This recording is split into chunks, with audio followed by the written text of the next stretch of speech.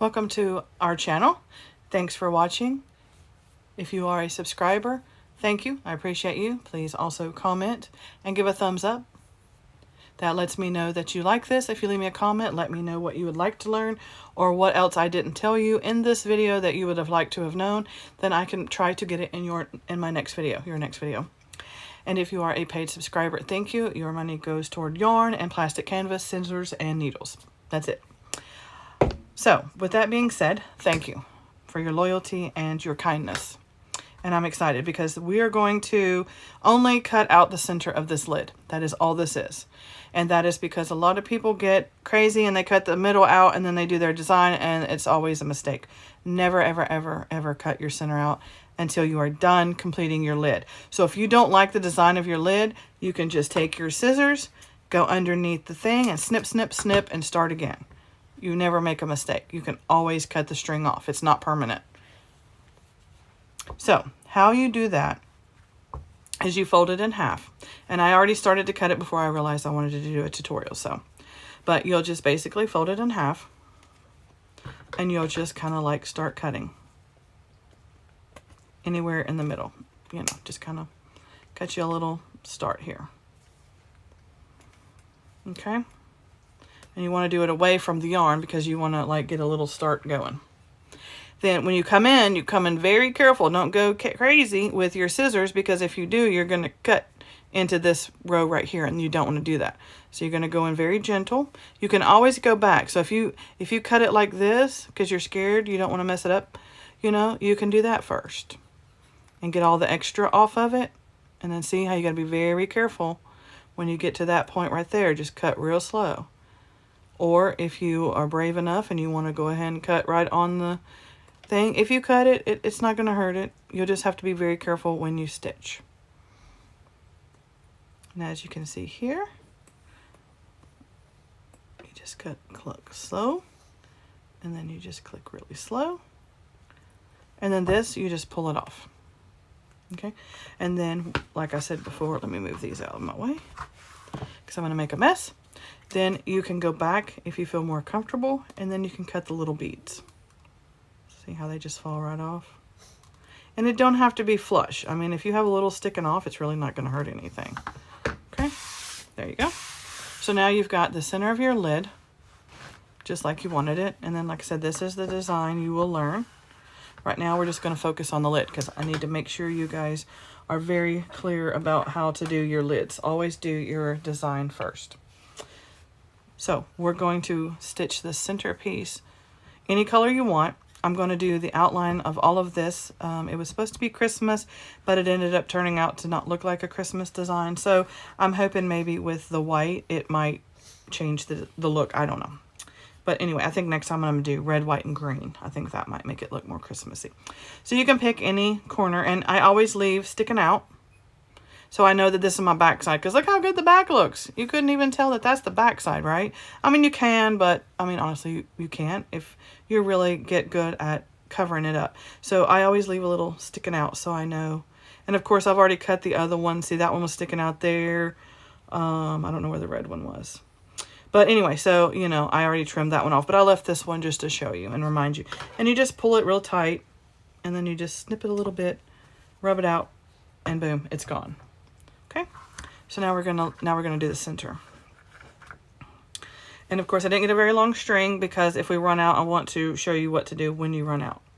So you're gonna go to the corner right here and you're gonna pinch it, and see I have a little sticking out.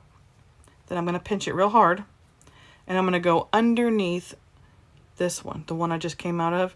I kind of want to go under that one and make like a little, make it so that when I pull it, I don't actually pull it out. So it kind of locks it in. See how that locks it in? All right, so let's zoom in a little bit. Which way am I going here? There we go. Okay, I'm going to try to stay in the center of the screen. Can't make promises, but we'll see. I'm going to try my best. All right, so you're going to drop your needle through the hole, and then you're going to fold it. Okay, you're going to take where's the camera? Okay, you're going to take these two fingers, like they're scissors, stick it right here. Okay, you're gonna make like you're making scissors. Do like a gun, like, oh, shouldn't have said that word. scissors. Yeah, like your gums, like you're chewing it, gum. Okay, so there you go. And then you're going to fold it over here and you're going to hold it with your thumb. But you're going to push it forward a little bit. So it's kind of like you're going to pinch with these two fingers. Pinch. So you're going to gum the material, pinch it like this, and then hold it like that. And then when you do that, you're going to go in the hole. And then you don't have to move anything. You don't have to do anything. You just stitch. And you go in the next hole like that. So it looks like that. So you go in that hole. See? Pull it through like that. And then you just keep going all the way until, you know, you get to a little spot where you have to flip it and lay it flat. Then you can lay it flat like that. Now, if you want to do a different color for every side, then when you get to this corner, you would just thread it off and then pick the next color. Or if you want to do two sides white and one blue, one red, or whatever you want to do. There's always four sides, so you're going to have two of the same, unless you use four colors. Then, of course, you would not. But you would just finish it off in that corner and start a new row. See? I'm going to joop, joop, joop, joop my fingers. Joop, joop. Pinch. Go right here. There you go. And go into this one. And you just kind of work your way around. Don't forget every now and then to shake out your needle. Because sometimes it does get, sometimes you have to twist it a little bit because it does kind of thin out. So sometimes you may have to twist it a little bit. Can you still see me? Yes, good. And you're going to go in each little hole. If you miss a hole, it's okay. It's not the end of the world. You can either cut it and redo it, or you can just leave it. Normally, I just leave it because it happens. It's okay. You know. All right, and now I'm going to turn it this way, and I'm going to pinch it right there. And I'm going to go right in here.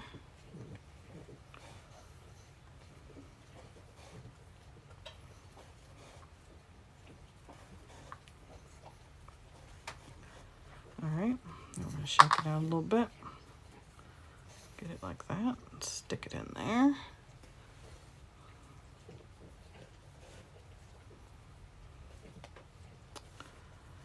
Now I will tell you the lid count for this design.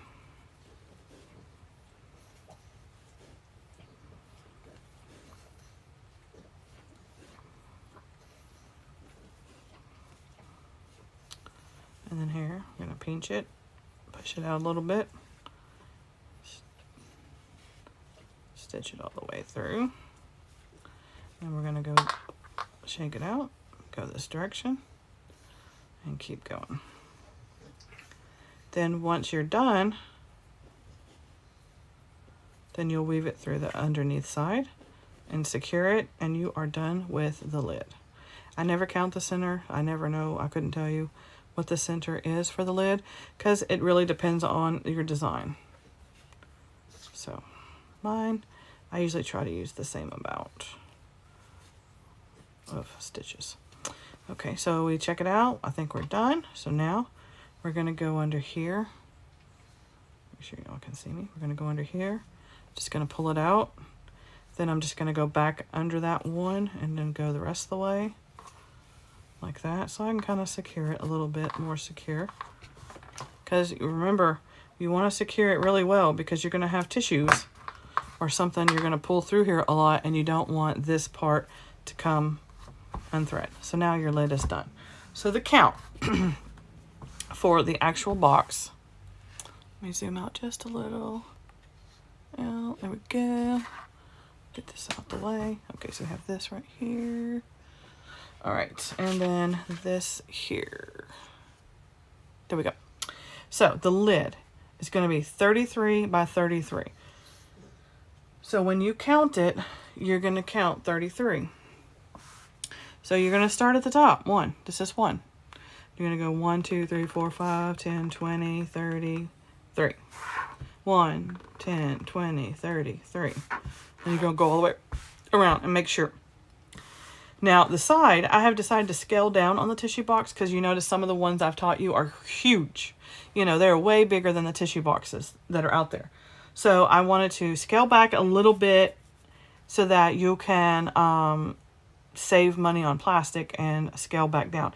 So this design here is a 33 by 35. In other words, the lid is 33, so that means your top is 33. Can y'all see that? See, 33 and 33. So that means this is the top and that's the lid. Now your side is going to be 35 from 35. So you're going to go 1 through 10, 20, 30, 1, 2, 3, 4, 5. So this is going to be 35. This is going to be 1 to 33. This is going to be 1 to 35. This is going to be 1 to 33. Okay? So that's your design measurements. So when you get ready to learn the video, once I post it, I know I'm crooked. I'm so crooked. Okay, I'm sorry. Then you already know your measurements. And for those of you who are advanced, you're more than welcome. Now on this lid design here, it's basically, you know, this is never count that one. So you're going to go 1, 2, then you're going to go 1, 2, 3, 1, 2, 3, 4, 1, 2, 3, 4, 5, and then you're going to go 1, 2, 3, 4, 5, 6, 7, I believe. 1, 2, 3, 4, 5, 6. No, that one's 6. Okay. And then when you get to here, the middle one where the crack is, where this seam is here, is 1, 2, 3, 4. And then you're going to go in the same hole and go 1, 2, 3, 4. So does that make sense? I hope that makes a little bit of sense. And then of course that one's over here, and that one's over there. So there's that one if you want to screenshot that. And it's the same as this one. I started out with 2, 1, 2, 1, 2, 3, and then 1, 2, 3, 4, and then 1, 2, 3, 4, 1, 2, 3. So there's that. So there you go. So this is this design, and these are the measurements. For some reason I've gotten crooked on my board's gotten crooked somehow. Ugh. There we go. So there you go. And I guess that's it for this one. So now you know how to do the center of the lid. Also, I put this on here to remind myself. Always do 5 sides. So although you see 4 here, this is my template. So you see I did all of these. This is my template. I did all of these. This is my template. So always do 5. 1 is for keeping. So this one I will never fill in the circles because this is my template. This one I will always use as my guide for the future if I decide to make these in other colors. And they don't have to be, you can do, see, 1, 2, 3, 4, 5, 6, 7, 8, 9. You could do up to 9, 10 colors if you wanted. You could go crazy with this. But this is my template. This one I won't ever use. And I've taught y'all before, what do you do with your templates? You take a string, you put it through there, you take the needle off, you tie it in a little knot, like that. Boopity boop. There you go. And then you just snip off the ends. And then I have a little box that I put them in. And that way I know that this is my template and that this I don't use. Because sometimes when you get to crafting and you see 5, you're not thinking 5 sides. You're just thinking get it done. And you actually do the one side you don't want to do. So always tape off, you know, mark off your little template and put it in your template box so that you know. Or hang it up on a hook. You can put a little hook somewhere in the house and hang them on little hooks, and they just look cute and decorative in your house. So that's why I have the note that says 5 sides, but you actually only do 4 because 1 you get to keep. You keep it for the future. Okay? Or you can always come back and watch the video. That would be awesome. So with that being said, thank you for watching. I hope you have a wonderfully blessed day. Don't forget to like and give a comment.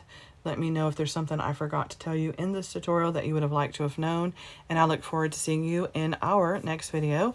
And I hope it inspires you to teach others and help others learn this wonderful craft. Have a blessed day.